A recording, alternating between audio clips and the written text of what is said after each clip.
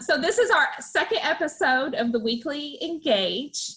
And Lance and I are going to have a conversation with Ashli Watts, who is the CEO of the Kentucky Chamber of Commerce. Yes, and Ashli is only 5 months into the job. So for those that are going through a really tough time right now, just imagine being responsible for thousands of small businesses and such a large organization, and 5 months in and having to deal with this pandemic on top of that. So we don't envy Ashli. So we're going to be quick and make sure we respect our time, but we know that she's going to have a lot of information to share with us today. So we are here with Ashli Watts. She is the CEO of the Kentucky Chamber of Commerce. And first of all, I would like to say thank you. I think that the leadership that you all have shown us and the resources you've given the local chambers has been outstanding, and it has allowed us at a local level to be able to support our community. So I wanted to, first of all, say thank you for doing that. Thank you for that. And thank you for keeping your membership informed through all this as well. Well, thank you. And so you have been a part of some conversations on how to restart Kentucky. Can you give us a brief overview of what this process will look like? Absolutely. And thank you all for having me today. And hello to everyone in Bardstown-Nelson County. I was telling before, my husband is from Bardstown. So Watts is a very Bardstown name. So I'm married into the Bardstown family. But we really, in the last month, have seen businesses really step up and make sure that they have been good stewards of everything that we have given them. And so many have had to close their doors completely due to no fault of their own. And we've seen the economy, of course, take a pretty deep dive down to ensure that public safety is at the heart of everything that we're doing. So now that we're about 6 weeks into this and we see that other states are starting to plan for reopening, we really need to start preparation. And people ask all the time, when will we reopen? And I think we know it's not going to probably be next week, but this is a pandemic that we have never seen before. We've never handled anything like this. And so it does need preparation and planning, and we can't just flip a switch and all of a sudden go back to the way things were. And there is going to be a new normal. So Restart Kentucky is an initiative of the Kentucky Chamber, really saying, let's start the conversation on how we methodically and safely reopen for business. So we do have a big education component to this. This week we have started a webinar series that is open to everyone who can join. We also make those webinars public on our website after the fact. And we're talking to specific industries on how they plan to reopen for business or what they can do to ensure safety. Yesterday, we had some public health officials to really make sure that public health is at the heart of all that we do. And we had about 1,000 participants on that. Thursday, tomorrow, we have an economist, Paul Coombs, who's kind of known in Kentucky. He worked at the University of Louisville for many years, and he's going to talk about the state of Kentucky's economy and how we can possibly rebound from all this. And then we have conversations next week with education leaders, the education commissioner, presidents of some universities. I have a 4- and 7-year-old, and we now know that they are not going back to school this year. So what does that look like? What does that kind of gap in learning look like? How do we possibly retrain the workforce after this pause that we've been going through? And then we're going to talk specific industries like hospitals. We're also working on one with other states to learn how they have restarted their economy, what it looked like from them. So really a big education perspective on this.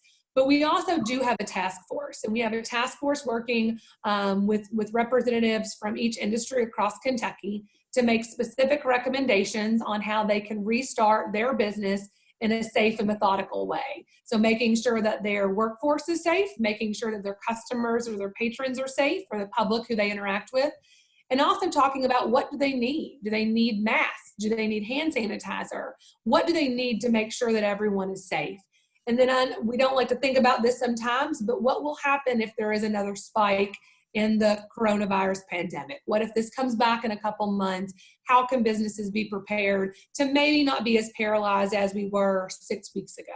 So we are working with them right now, and we hope to have recommendations to the governor next week, kind of highlighting what every industry across Kentucky can do to make sure that we can reopen safely and protect the health of Kentuckians. So Restart Kentucky is kind of an umbrella, and it kind of encompasses all of what we're doing. We're also working very closely with the state education and workforce cabinet. As we've seen some businesses close completely, we've also seen some businesses really ramp up and need to be hiring. And you think about Amazon and grocery stores or pizza delivery, and the way that we have conducted our daily lives has changed drastically in the last 6 weeks. So we do have a website called Who's Hiring, and basically we're trying to connect those that are seeking a job right now or seeking employment with those industries that are hiring. So it's kind of a catch-all, but I do think it's a multifaceted approach of how we hopefully start to restart Kentucky's economy over the next weeks and months. Wow. I mean, that it sounds like it's definitely a process that, is, like you said, it's not going to happen overnight, but that you all are carefully looking at this so that if there is a spike, that we won't be in the same position we were the first time. We'll be in a better position. So I think that's a good conversation that you're having. And prior to us starting the recording here, you were mentioning that the governor is looking at possibly requiring businesses to submit an application to reopen their business. Can you discuss that a little bit and what the Chamber's initiatives are on that front? Yes. So yesterday at the 5 o'clock press conference, the governor kind of outlined his Healthy at Work initiative. And those details can be found at healthyatwork.ky.gov, I believe is the address. And basically, he did solicit businesses' input. He said, if you have some thoughts on how you can safely reopen, let us know. And he has tasked the chamber with that as well. We will put forth our recommendations to him for them to consider and hopefully start methodically and phasing in business reopening. One part of this initiative that we do have questions about is that right now, if you go to that website, there is a form that it says every single business that has been closed down will have to fill out along with their plan on reopening. And I don't know if you guys know, but there's about 70,000 businesses in Kentucky, and a large number of them have been shut down partially or completely over the last 6 weeks. And so the reality of every single business having to fill out a form on a government website and waiting to get approval before they can reopen is just really not logistically possible, I don't think. And it also raises some pretty big privacy concerns, I think, from businesses to submit all this to a state address as well. And so we're hoping, we just have a lot of questions about how this process is going to go. And you think about, and especially in more parts of rural Kentucky, where maybe their internet access isn't as strong, or they don't have kind of the necessary help they need to fill out all these forms, it's going to be a difficult process. And so we're hopefully going to suggest some ways to streamline this and to make it a little easier for businesses to get back up and running in a safe way. I have been amazed in the last 6 weeks of the response of the business community in Kentucky. We don't hear about businesses kind of just bucking all the rules and not trying to all be on the same playing field here. We hear about businesses that are, small businesses potentially losing their livelihood to make sure that people are remaining safe. We hear of creative ways that restaurants are doing curbside delivery, or local retailers are letting you shop online. And we see kind of this entrepreneurial spirit. And we really haven't seen business in Kentucky misbehaving. They're not breaking the rules. And so I think we can open back up in that same spirit where they have proven to be very responsible in the last 6 weeks to set industry-specific guidelines to say you can reopen when you meet X, Y, and Z criteria, and then let them open just as they were closed in kind of waves. And let the local public health officials that usually work with you all kind of as local businesses monitor that. So I think there are ways to streamline this. I understand the approach of wanting to make sure everyone is safe, but I don't think logistically that approach is very feasible. Yeah, it's considering the constraints that the government is under with their public health and the unemployment that they're processing and all that, it seems like an unnecessary step to get our economy back and running as quickly as possible. So I appreciate your all's efforts on that, certainly from a business owner's perspective. So thank you. Well, you answered a lot of the questions that we had. You know, the things we were wondering about were, you know, what kind of restrictions we were going to have to be facing. I know that you all have some webinars that are coming up, and definitely at the local level, I will get that out to our community as well so they can know what's happening. And, you know, there was talk on this 14-day decline. Like, how do you count 14 days? From the day that there's no more cases? Is it from the day that you start seeing just the numbers go down? How can we kind of judge, for us planners out there, how can we kind of judge what we're going to? That's a great question. And I would say I don't have a math brain, but when you look at a 14-day decline, but you also hear every day that testing, the ability and the availability of testing is ramping up, then just the numbers won't really add up that every day they're going to decrease, because we're going to test more and more people. And so what we've heard is going to be a percentage. So if the percentage of people who have been tested each day, if that goes down, that's when that clock starts ticking. So that is a little better way, I think, for all of us to understand it, because there were a lot of questions of how will it ever go down if you're testing more and more people every day? So I think on that also we'll look at other states and what they've done as well. But right now we do think it's a percentage of people that have been tested each day. As long as that percentage continually goes down, that's kind of when that clock starts ticking. So many small businesses throughout the first wave of the PPP program, fortunately, there were a lot of small businesses that were able to qualify, but there unfortunately were a lot of businesses that were unable to, and many are saying that that was due to the fact that larger corporations and chains were taking up all of that stimulus money that was supposed to go in the hands of small and medium-sized businesses in communities like ours.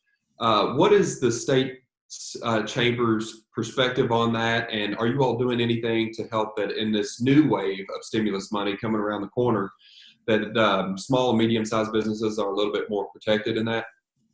Absolutely. And that's a big concern. And that is exactly kind of what happened. And so we're hoping that another federal bill will pass tomorrow to give another boost to that stimulus money and the PPP, which for everyone, that is a loan that will be forgivable, that you can pay your payroll. And then in a couple months, that is forgivable. So tomorrow we should see more money going into that program. And what we have seen is that some larger businesses, some larger chains have gotten quite a bit of that money. And at first it was confusing. There are guidelines to PPP, right? You have to have under 500 employees. And so how can these big retail or restaurant chains get them? The answer is that they're franchises. And so if a franchise owner has less than 500 employees, they are technically a small business owner and can apply. One thing that we've been telling all businesses, and we tried to get this out to chamber members the week that the money was going to be available, the money was going to come available on Friday, and we tried to do trainings before that, is talk to your local banker. They are the ones that will be giving the loans. And so sometimes, businesses with a certain size have more connection and interaction with their local banks, potentially just because they do more business with them. So I would tell everyone right now that if you are interested in a PPP loan and you missed that first wave, to talk to your local banker, and the bankers can probably get mad at me for sending everyone in their direction right now, but that's how this is going to go, and get as prepared as possible. So when that money comes forth, you have your application, you have talked to your banker, and you're ready to roll. Because you're exactly right. These small businesses, kind of what I always say, the mom and pop businesses on Main Street, are the ones that need this money the most. And so we want to make sure that we can help them however we can. But yes, we are advocating very strongly. We're also advocating 501c3s, nonprofits, were allowed to get the PPP loans, but 501c6s, such as local chambers, were not. And so it doesn't look favorable that it's going to be included in this next wave, but we have been working, because local chambers across not only Kentucky, but the nation have helped kind of keep everyone informed, help keep them educated, help keep them going through all of this the best they can. And they deserve our help just as much as any small business, because that's really what they are.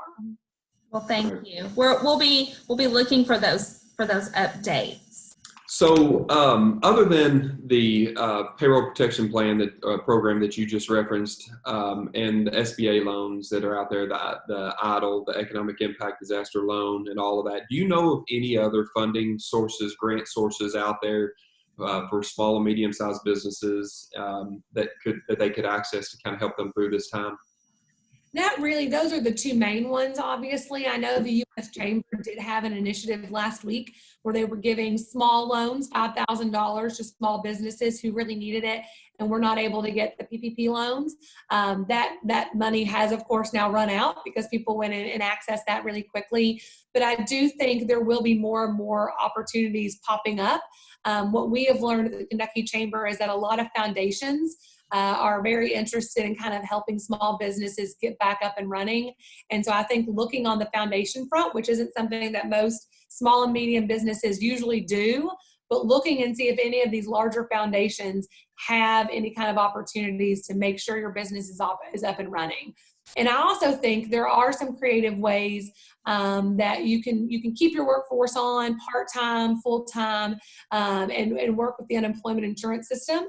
To no fault of their own, people are obviously in record numbers unemployed. And some businesses just simply cannot afford to keep people on the payrolls if there's not a job for them to do. However, they are now allowing what we call a work share program, where you can cut someone's hours to 50% or even 25% and pay them a little bit from their normal payroll and work, a couple hours a week.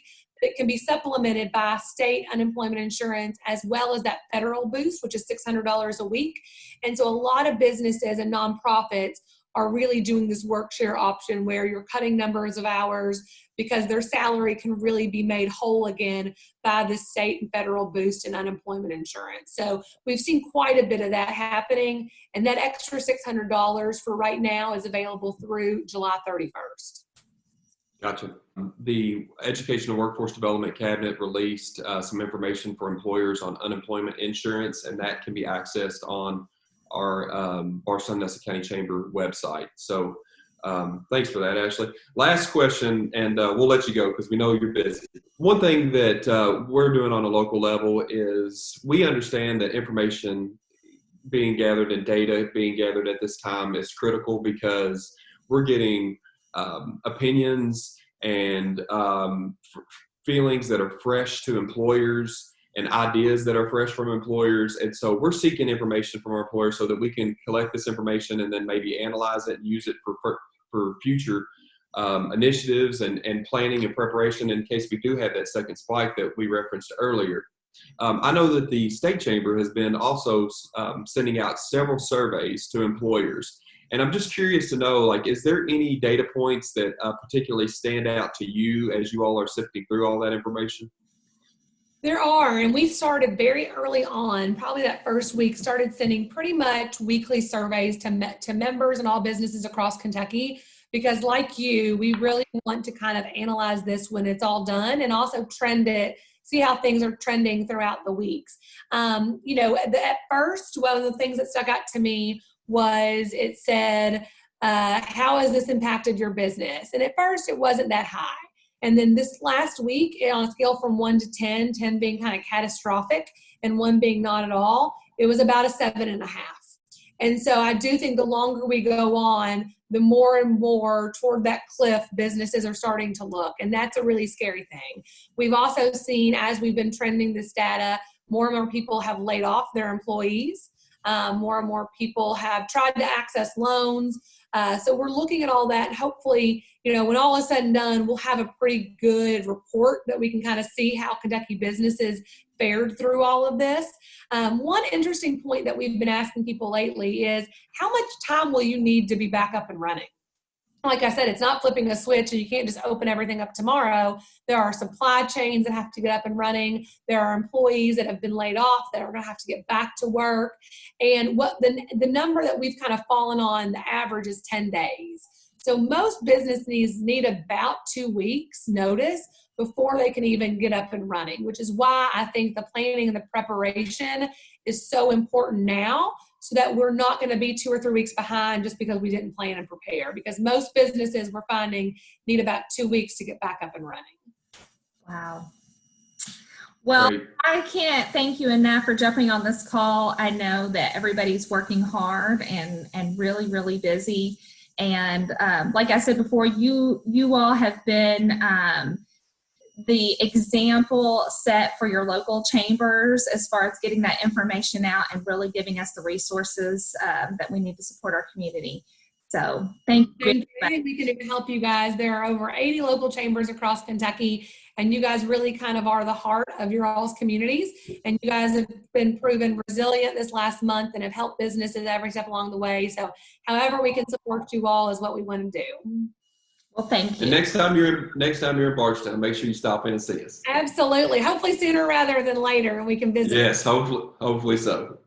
Absolutely. Well, we can enjoy a bourbon. Exactly. Yep. That's right. That's right. Thanks, Ashley. Well, thank you. Appreciate it. Thank you all. Stay safe.